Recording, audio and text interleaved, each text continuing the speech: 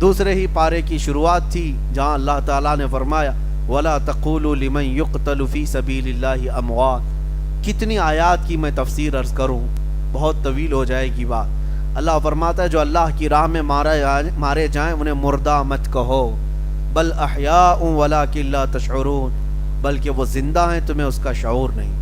اللہ کی راہ میں مارے جانے والے اس کو کیا کہتے ہیں آپ بتائیں؟ کوئی ورڈ ہے؟ شہید ہے۔ اس کو مجھے آج تھوڑا سا کلیریفیکیشن کرنا ہے آپ کے سامنے۔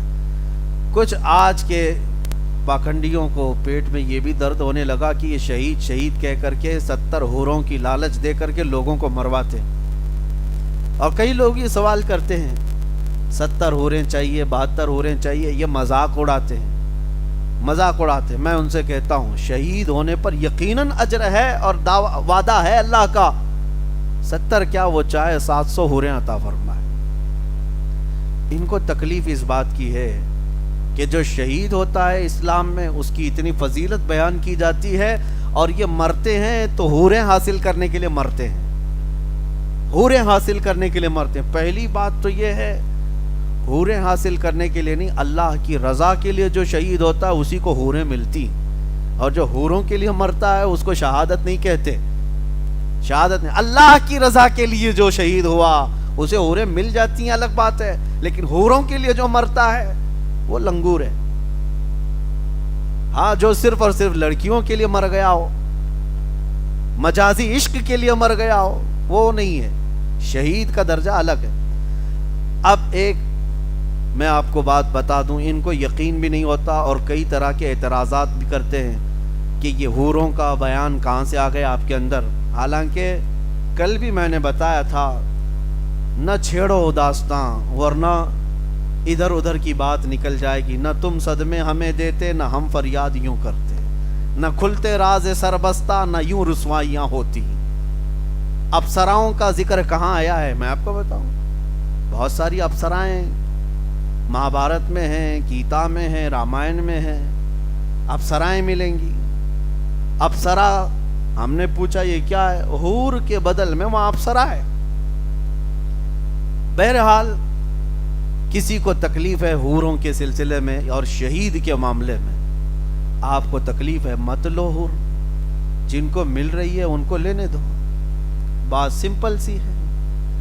ایک صاحب ہم سے پوچھ رہے تھے ہمارے شہر میں کرناٹک میں کہ 72 لے کر کے کیا کریں گے، آپ کو اتنی ساری حوریں دینے کی لالچ کیوں دی گئی ہے؟ میں نے کہا یہ بھی کم ہے، جنتی مرد کی طاقت 100 مردوں سے زیادہ ہوتی ہے۔ جنتی مرد کی طاقت کو اپنی طاقت پر قیاس مت کرو، اللہ کریم جسے جنت عطا کرتا ہے اس کی طاقت دنیا کے انسانوں سے بڑھ کر ہوتی ہے، اور اگر اللہ کریم اپنے رحمت سے اسے حوریں عطا فرماتا ہے تو یہ اس کا فضل ہے، اس کا انعام ہے، اور یہ شہیدوں کے لیے وعدہ ہے، شہیدوں کے لیے وعدہ ہے۔ میرے عزیزو، اس طرح کی بہت ساری باتیں آج پھیلائی جا رہی ہیں اور اس کا مذاق اڑایا جا رہا ہے، شہادت کا مذاق اڑایا جاتا ہے، جنت میں جانے کے بعد حوریں ملنے کا مذاق اڑایا جاتا ہے، جبکہ یہ ہمارے دین کے حصوں میں سے ہے۔ یہی بات اگر کوئی دوسرے دھرم کے متعلق کہے تو وہ آتنکوادی ہے، وہ بھڑکاؤ ہے، ہاں وہ پرووک کرتا ہے۔ باقی ہمارے دین پر جتنے اعتراضات کرتے رہے وہ بھی ٹی وی میں بیٹھ کر کے ڈیبیٹ کرتے ہوئے علل اعلان بنیاد اسلام، شاعر اسلام پر حملے ہوتے رہتے ہیں۔ بہرحال کسی کے آتنکوادی کہنے یا ٹیررسٹ کہنے یا کسی کے سچا کہنے کی ہمیں سرٹیفکیٹ کی ضرورت نہیں، ہمارا ضمیر پاک ہے، ہم اللہ کے لیے جیتے ہیں اور اللہ کے لیے مریں گے انشاءاللہ۔ قرآن پاک کی ایک آیت اور میں آپ کو بتاؤں، ان الصفا والمروۃ من شعائر اللہ، اللہ فرماتا ہے بے شک صفا اور مروہ اللہ کی نشانیوں میں سے، 2 پہاڑیاں ہیں یہ مکہ میں، اور اللہ فرما رہا ہے یہ اللہ کی نشانیاں ہیں۔ وجہ کیا ہے؟ پہاڑی نشانی کیوں بن گئی؟ اچھا نشانی ہے تو کیا ہوا؟ نشانی کیا ہے؟ قرآن میں دوسری جگہ اللہ فرماتا ہے وَمَن يُعَظِّمْ شَعَائِرَ اللَّهِ فَإِنَّهَا مِن تَقْوَى الْقُلُوبِ، جو اللہ کی نشانیوں کی تعظیم کرتا ہے اللہ اسے دل کا تقوی عطا کرتا ہے، اور بڑا اجر ہے اس کے لیے جو نشانیوں کی تعظیم کرتا ہے۔ نشانیاں توجہ چاہتا ہوں میں، پہاڑی ہے، پتھر کی ہیں، نشانی بن گئی، کیوں؟ اس لیے کہ اللہ کے نبی کی ماں سیدہ ہاجرہ یہ دو پہاڑیوں کے بیچ میں دوڑ لگائی تھی، کس کے لیے؟ اپنے بیٹے اسماعیل علیہ السلام کی پیاس بجھانے کے لیے۔ واقعہ معلوم ہے، ان کے بیٹے اسماعیل علیہ السلام 6 ماہ کے تھے، چھوٹے تھے، خانہ کعبہ کے قریب صحن میں ان کو لٹایا، اور پیاس کی شدت تھی تو پانی تلاش کرنے کے لیے ماں ہاجرہ کبھی صفا پہاڑی پر جاتی اور کبھی وہاں سے دوڑتی ہوئی مروہ پہ جاتی، تقریباً دونوں کے بیچ میں آدھا کلومیٹر کا فاصلہ ہوگا، اور پھر وہاں اوپر چڑھ کر کے دیکھتی کہیں پانی دکھ رہا ہے، پھر وہاں نہیں دکھتا تو ادھر آتی، ادھر نہیں دکھتا تو ادھر جاتی۔ 7 چکر انہوں نے لگائے، صفا مروہ کے 7 چکر لگائے۔ جب وہ مروہ پر پہنچی 7ویں مرتبہ تھک گئی تھی، وہاں سے اپنے بیٹے کو دیکھنے لگی تو ان کی ایڑیوں کے نیچے سے پانی نکل رہا تھا، جس کو زمزم کہا گیا، آج پوری دنیا پیتی۔ وہ بھی حضرت ہاجرہ کی زبان سے نکلے ہوئے الفاظ تھے۔ وہ دوڑتی ہوئی آئی اور پانی کو بند باندھ کر کے روک دیا، مٹی گارے اور تھوڑا سے پتھر لگا کر۔ ان کی زبان عبرانی تھی، ہیبرو زبان، اس میں زم زم کا مطلب ہے ٹھہر جا ٹھہر جا۔ پانی اتنی تیزی سے بہ رہا تھا کہ پورا فلو اس کا پورے مکہ میں بہ جاتا، بلکہ میرے آقا فرماتے ہیں اگر ہاجرہ سیدہ ہاجرہ نہ کہتی زم زم تو یہ پانی پوری دنیا میں پھیل جاتا، اور آج بھی پھیلا ہوا ہے، کروڑوں لیٹر پانی وہاں سے نکلتا ہے، اور ہر حاجی پیتا بھی ہے، لے کر کے جاتا بھی ہے، لیکن اس کنویں میں آج تک کمی کبھی نہیں ہوئی۔ کنواں ہی ہے، سمندر نہیں، کنواں ہے، اور اس میں لیبارٹری میں آج چیک کروا کر کے نتیجے بھی حاصل کیے گئے ہیں کہ فلی غذا جو مرد کے لیے ایک انسان کے لیے چاہیے وہ سارے وٹامن صرف پانی زمزم میں موجود ہے۔ غذائیت بھی ہے، غذا کس کو کہتے ہیں؟ جس سے پیٹ بھر جائے، مزید کسی چیز کی ضرورت نہ پیش آئے، وہ ساری غذائیت سے بھرپور وٹامنز اس کے اندر موجود ہیں زمزم کے اندر۔ بہرحال بات الگ نہ جائے، سیدہ ہاجرہ کے دوڑ لگانے سے یہ دونوں پہاڑیاں کیا بن گئیں؟ نشانیاں، اللہ کی نشانیاں۔ اور حکم کیا؟ اللہ کی نشانیوں کی تعظیم کرنا چاہیے۔ اب سوچو میرے عزیزو، اللہ کے نبی نہیں دوڑ لگائے، اللہ کے نبی کی ماں، عورت تو نبی نہیں ہے، عورت نبی نہیں ولی ہو سکتی ہے، وہ ایک نبی کی بیوی تھی اور ایک نبی کی ماں تھی، اتنی بات تو ہے۔ سیدہ ہاجرہ حضرت ابراہیم علیہ السلام کی بیوی ہے، حضرت اسماعیل علیہ السلام کی ماں ہے، لیکن وہ نبی ہیں کیا؟ نبی نہیں۔ تو ایک ولیہ زوجہ نبی، ام نبی دوڑ لگائے تو وہ پہاڑیاں نشانی بن سکتی ہیں، تو جس جگہ میرے آقا نے خود قدم رکھا وہ کتنی بڑی نشانی ہے۔ جو رسول پاک صلی اللہ تعالی علیہ وسلم کے جسم سے ریلیٹڈ کوئی چیز مل جائے، حضور کا منہ مبارک کیا یہ اللہ کی نشانیوں میں سے نہیں ہو سکتا؟ ہم تعظیم کرتے ہیں تو کچھ لوگوں کے پیٹ میں درد ہوتا ہے، یہ بریلویوں کا بنایا ہوا ہے۔ میرے عزیزو، قرآن کہتا ہے اللہ کی نشانیاں، پہاڑی پتھر نشانیاں بن سکتی ہیں، وہ بھی ایک ولیہ کے دوڑنے کی وجہ سے۔ اور یہ بات بھی میں آپ کو بتا دوں، اللہ نے نشانی بنا کر رکھ دیا، قیامت تک آنے والے حاجی اب دوڑتے رہیں گے۔ میاں آپ کیوں دوڑ رہے ہیں؟ ابھی آپ عمرہ بھی کریں گے تب بھی دوڑیں گے، حج کریں گے تب بھی دوڑیں گے، صحیح میں دوڑنا ہی۔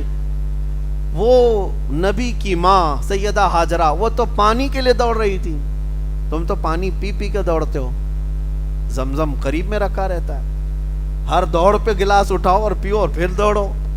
اب دوڑنے کی حکمت تو سمجھ میں نہیں آتی، کیوں؟ اب تمہیں حکمت سمجھنے کی ضرورت بھی نہیں، اس لیے کہ اب تم پانی کے لیے نہیں دوڑ رہے ہو۔ یہی تمہیں میں بتانا چاہتا ہوں، اب جو بھی حاجی یا معتمر دوڑ رہا ہے وہ پانی کے لیے نہیں، بلکہ اللہ کی ایک ولیہ کی سنت ادا کرنے کی ہے۔ ہمارے بزرگوں کے طریقوں کو زندہ رکھنا یہی ہمارا دین ہے، یہ ہمارا دین ہے۔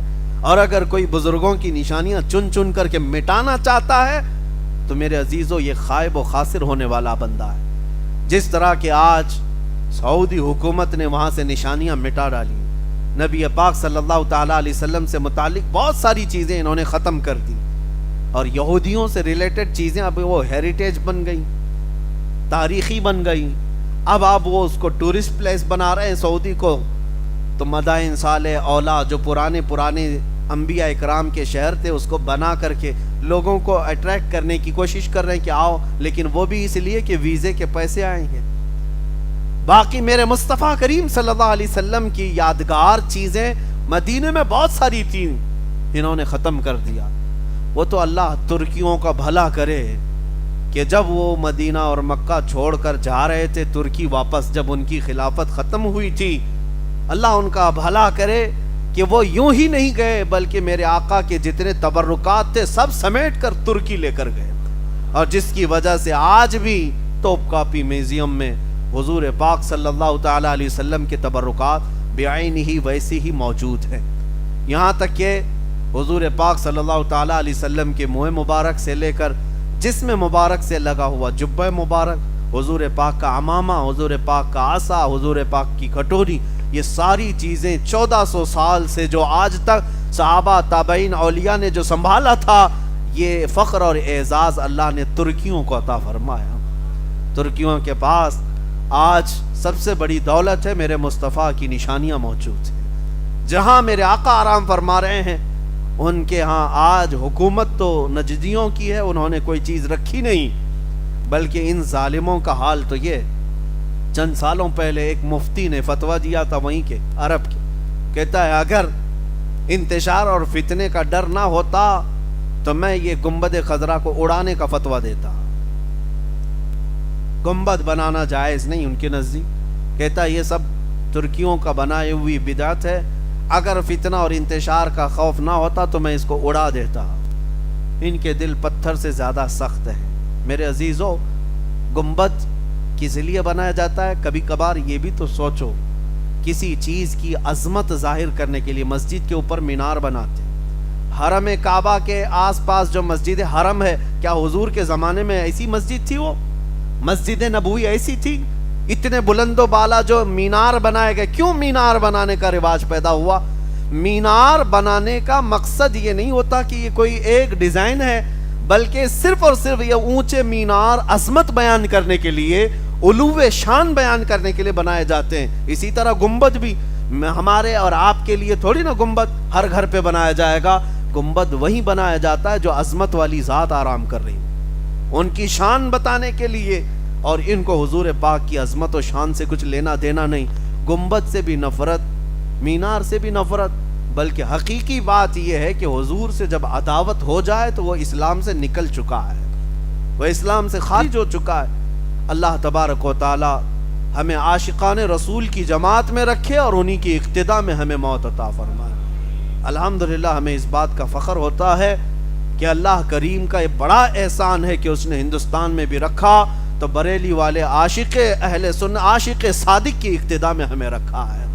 جس امام نے ہمیں گھڑی گھڑی اگر کوئی چیز سکھایا ہے تو جس کو ہم آج کہتے ہیں جھوم کر کے، ڈال دی قلب میں عظمت مصطفیٰ، یہی اعلیٰ حضرت کا ترہ امتیاز ہے، ڈال دی قلب میں عظمت مصطفیٰ سیدی اعلیٰ حضرت پہ لاکھوں سلام۔ اللہ کی نشانیاں کیا ہیں؟ جب پہاڑ اور پتھر نشانیاں ہیں تو میرے آقا کا ہر قدم بھی نشانی ہے، حضور کے ہر عضو، ہر بال مبارک نشانی۔ اور ایک جگہ وہاں پر ہے وَاتَّخِذُوا مِن مَقَامِ إِبْرَاهِيمَ مُصَلًّى، یہ بھی قرآن میں پاک کی آیت ہے۔ اللہ فرماتا ہے مقام ابراہیم کو اپنی نماز کی جگہ بناؤ۔ سارے حاجی طواف کریں گے خانہ کعبہ کا، 7 چکر ہونے کے بعد جو مقام ابراہیم ہے اس کے قریب 2 رکعت نماز پڑھنا ہے۔ حج والے بھی عمرہ والے بھی طواف کے بعد 2 رکعت ضرور پڑھتے ہیں جا کر، اور یہ اللہ کا حکم ہے۔ مجھے بتاؤ کیوں؟ خانہ کعبہ کے پاس نہیں، مقام ابراہیم۔ اور مقام ابراہیم ہے کیا؟ جھانک کر کے دیکھو، اس کے اندر ایک پتھر ہے اور اس کے اوپر 2 پیروں کے نشان ہیں۔ وہ کس کے؟ حضرت ابراہیم علیہ السلام۔ اس پتھر کی تاریخ میں بتایا گیا کہ اس پر کھڑے ہو کر کے آپ نے خانہ کعبہ بنایا تھا ابراہیم علیہ السلام۔ وہ پتھر ویسی ہی آج ہزاروں سال سے محفوظ ہے۔ کیا اتنی بات ہے؟ کیا اتنی بات کہ اس پر کھڑے ہو کر کے کعبہ بنایا تو وہ پتھر اتنا افضل کہ وہاں 2 رکعت پڑھنے کا حکم خود اللہ فرما رہا ہے۔ یہ ظالم ہمیں کہتے ہیں قبر پجوا، یہ قبروں کو پوجتے ہیں، شرک کرتے ہیں، نعوذ باللہ۔ میں ان سے پوچھتا ہوں مقام ابراہیم کے پاس ہے کیا وہاں پر جو سجدہ کرنے کا حکم دیا گیا؟ ہم تو قبروں کے سجدے کرنے کے قائل نہیں، ہرگز نہیں۔ میں ذمہ داری کے ساتھ کہتا ہوں کسی بھی قبر کے پاس، اولیاء اکرام کی ہوں، انبیاء اکرام کی ہوں، قبر کو سجدہ کرنا ہرگز جائز نہیں ہے۔ اللہ کے علاوہ کسی کے لیے سجدہ نہیں ہے، یہاں تک کہ خود رسول اللہ کے لیے سجدہ جائز نہیں۔ یہ ہماری شریعت ہے، ہم کھل کر کے بیان کرتے ہیں اس چیز کو۔ اگر کوئی جاہل جا کر کے کہیں کی سر ٹیک دیتا ہے تو ہم اس کو ذمہ داری نہیں کہتے۔ جہالت میں بہت سارے لوگ شراب پی رہے ہیں، اس کا مطلب یہ نہیں کہ اسلام میں شراب جائز ہو گئی، ان کے عمل دلیل نہیں ہے۔ اب میں آپ کو بتا رہا ہوں مقام ابراہیم کے پاس 2 رکعت نماز کیوں؟ مفسرین فرماتے ہیں یہ پتھر صرف اتنا ہی نہیں کہ اس پر کھڑے ہو کر کے کعبہ بنایا گیا، بلکہ اس پتھر کی ایک تاریخ اور بھی ہے، وہ یہ ہے ہو کر کے ابراہیم علیہ السلام نے ایک دعا کی تھی، وہ دعا بھی ہے قرآن میں، ربنا وبعث فیہم رسولا منہم یتلو علیہم آیاتی وَيُعَلِّمُهُمُ الْكِتَابَ وَالْحِكْمَةَ وَيُزَكِّيهِمْ۔ اے ہمارے رب، یہ کس کی دعا ہے؟ حضرت ابراہیم علیہ السلام۔ توجہ چاہتا ہوں، اس پتھر پر کھڑے ہو کر کے دعا کیا، اے ہمارے رب۔ کعبہ جب مکمل ہو گیا تب انہوں نے دعا کی تھی، اے ہمارے رب ہماری اولاد میں سے ایک ایسا رسول پیدا فرما، ایک ایسا رسول پیدا فرما جو تیری آیتیں تلاوت کرتا ہو، لوگوں کو علم دیتا ہو، حکمت دیتا ہو اور ان کے دلوں کو پاک کرتا ہو۔ ایک رسول پیدا کر، اس کی دعا کون کیا؟ حضرت ابراہیم۔ ان کی دعا قبول ہوئی، 1000 سال، 2000 سال، 3000 سال کے بعد انہی کی اولاد میں مکہ مکرمہ میں محمد الرسول اللہ پیدا ہوئے، اور یہی وہ رسول ہیں جن کو مانگا گیا تھا اس پتھر پر کھڑے ہو کر، یہی وہ رسول۔ مکہ کی پوری تاریخ میں کوئی رسول نہیں پیدا ہوئے سوائے میرے مصطفیٰ کے۔ شبہ ہونے کا چانس ہی نہیں ہے کہ حضرت ابراہیم کی دعا سے جو نبی پیدا ہوئے وہ اور تھے جو مکہ میں پہلے پیدا ہوئے، نہیں، مکہ میں ایک ہی نبی پیدا ہوئے، وہ میرے آقا محمد رسول اللہ صلی اللہ علیہ وسلم۔ اب رسول اللہ نے خود فرما بھی دیا، انا دعوت ابی ابراہیم و بشارت عیسیٰ۔ اے لوگو تم مجھے دیکھ رہے ہو، ہمارے باپ ابراہیم علیہ السلام نے جو دعا کی تھی وہ دعا میں ہی ہوں، اور میں عیسیٰ علیہ السلام نے جو بشارت دی تھی وہ بشارت میں ہی ہوں۔ یہ حضور نے فرمایا۔ اب سنو، اب سنیے، حضور کو اس پتھر پر مانگا گیا تھا۔ مفسر شہیر حکیم الامت علامہ احمد یار خان رحمۃ اللہ علیہ فرماتے ہیں اس پتھر کی عظمت اس لیے ہے کہ اس پتھر پر کھڑے ہو کر کے ابراہیم علیہ السلام نے سید الانبیاء کو مانگا تھا، ہمارے رسول کو مانگا تھا، اس لیے وہ عظمت والا پتھر ہے۔ وہاں پر 2 رکعت پڑھو۔ میں نے اس وقت یہ سوچا حضور کو جہاں سے مانگا گیا وہ پتھر اتنے عظمت والا ہو گیا، جہاں خود بنفس نفیس جسم کے ساتھ میرے آقا جن جالیوں میں آرام کر رہے ہیں وہ جالیاں کتنی عظمت والی ہوں گی، وہ کتنی عظمت والی ہوں گی۔ اسی لیے فرمایا گیا حضور کا جسم اقدس جس قبر سے لگا ہوا ہے وہ جگہ عرش اعظم سے بھی افضل ہے، عرش اعظم سے بھی افضل ہے۔ اللہ کریم ہمیں نشانیوں کی تعظیم کرنے کی توفیق عطا فرمائے۔ ہمیشہ میرے عزیزو گمراہی کی طرف دیکھ کر کے کبھی بھی ان کے دلائل کو دیکھ کر مائل مت ہو جانا۔ انٹرنیٹ کے دور میں ابھی شبہات اتنے ڈالے جاتے ہیں، اتنے اعتراضات، اتنے وسوسے ڈالے جاتے ہیں، یہ کہاں ہے قرآن میں، وہ کہاں ہے قرآن میں، یہ کہاں ہے حدیث میں، وہ کہاں ہے حدیث میں۔ عام سا بندہ بیچارہ سٹ پٹا جاتا ہے، سوچتا ہے ہاں ہو سکتا ہے ہمارے بڑوں نے، ہمارے مولویوں نے ہمیں غلط بتا رکھا ہو، اور یہ جو آج جھولا چھاپ انٹرنیٹ پہ بیٹھے یہی سارا دین سکھا رہے ہیں، دین سب انہی کے پاس ہے۔ عام نوجوان ابھی کالج کے بچے گمراہ ہو جاتے ہیں، اکثر یہ سوچ حدیث کا ریفرنس دے دیا تو اس کا مطلب ہے سمجھتے من وان سا، بالکل پکی بات ہے، ریفرنس دے رہا ہے حدیث نمبر 2049۔ ابھی آپ ظاہر سی بات ہے میں بھی کچھ کہہ دوں آپ کے سامنے، آپ کو تو ماننا ہی ہے نا۔ ایسا میرے ساتھ ہوا، ایک صاحب آئے بہت بحث کرنے کے لیے، وہ القاب کے اوپر بحث کر رہے تھے۔ آپ تو غوث اعظم کہتے ہیں، اعلیٰ حضرت کہتے ہیں، आज़म अल्लाह का नाम है। ये आज़म सिर्फ अल्लाह ही हो सकता है। आप गौस को आज़म बना करके पेश करते हैं, आला भी बना करके हजरत को कहते हैं, आला भी अल्लाह है। अब इन लोगों को क्या जवाब दिया जाए? वो साहब बहुत अपनी जमात के मशहूर आदमी और हमारे सामने बैठे, हमारे कमरे में आए हुए थे। मेरे डेस्क पर किताबें भी बहुत सारी रखी हुई थी, किताबों से जवाब तो नहीं दे चाहिए था उन्हें। हमने कहा गौसे आज़म पर आपको एतराज़ है, लेकिन जो पूरे इंडिया का प्राइम मिनिस्टर होता है उसको आप उर्दू में क्या कहते हैं? वजीर आज़म। वो फटीचर आज़म हो सकता है, एक वली आज़म नहीं हो सकता, कोई भी हो। और जो सूबे का, जो रियासत का, आपके स्टेट का चीफ मिनिस्टर होता है उसको उर्दू में आप क्या कहते हैं? वजीर आला। यहाँ आला हो सकता है, यहाँ आला हो सकता है, लेकिन एक आशिक रसूल को आला हजरत कहा जाए, दर्द होता है। बहरहाल ये छोड़े, मैं जो बात कह रहा था वो ये है, हमने उनसे कहा कि अच्छा ठीक है, आपको दलील चाहिए, रेफरेंस चाहिए। मेरे पास वहाँ डेस्क पर बहुत मोटी किताब रखी थी। मैं कहा ये बुखारी शरीफ उठा करके मैं अगर इसमें से बताऊं तो आप मानेंगे? उन्होंने कहा क्यों नहीं मानेंगे, बुखारी शरीफ है तो मानेंगे हम, आप इसमें से दिखाएं। हमने कहा यही तो बेवकूफ़ी है, वो बाहर शरीयत थी, वो बुखारी शरीफ नहीं थी। तो आपका तो इतना ही मामला है, जो कह दे रेफरेंस बता दिया, इतने 1000 नंबर, ये हदीस है, ये हदीस है। क्रॉस वेरिफिकेशन करने के लिए भी इल्म चाहिए। आप खुद भी हदीस दानी रखते हो, इल्म रखते हो, उसूल हदीस क्या है। इसीलिए फरमाया गया उलमा के साथ रहो, उलमा अहले सुन्नत के साथ रहो, इंशाअल्लाहुल अज़ीज़ अल्लाह तबारक व तआला हक जमात के साथ तुम्हें जिंदा रखेगा और हक जमात के साथ ही अल्लाह तुम्हारा हशर भी फरमाएगा। बस एक ही मेयार लेकर के चलो, एक कसौटी परखने के लिए एक ही, जिसका सीना मेरे मुस्तफ़ा की मोहब्बत से धड़क रहा हो उसका लिबास मत देखो, फिर उसके पीछे चल पड़ो।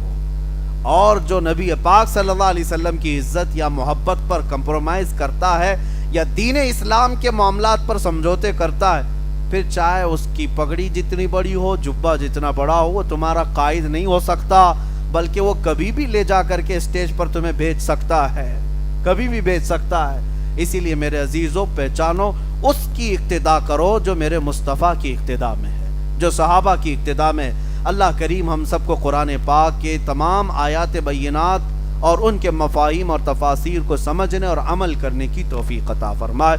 बहुत सारे अहकामात थे आज के इस पारे में सूरह बकरा के, लेकिन मैंने तफसीलन आपके सामने नहीं रखा, दो ही चंद बातें मैं आपके सामने रखा।